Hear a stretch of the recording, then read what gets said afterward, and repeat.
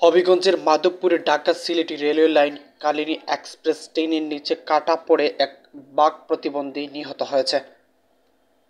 সে উত্তর নোয়াপাড়া গ্রামের আব্দুল নূর এর ছেলে মোহাম্মদ সুমন মিয়া।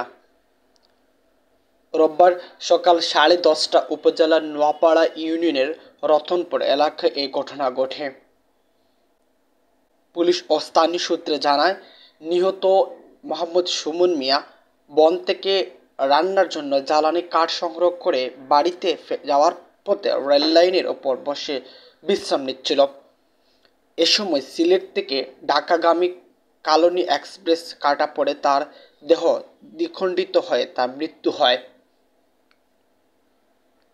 খবর পেয়ে মাধবপুর থানায় SI সুজন শ্যামলাল লাশ উদ্ধার করে পরে শাস্তাগঞ্জ রেলওয়ে পুলিশ নিহত লাশ হেফাজতে নিয়েছে।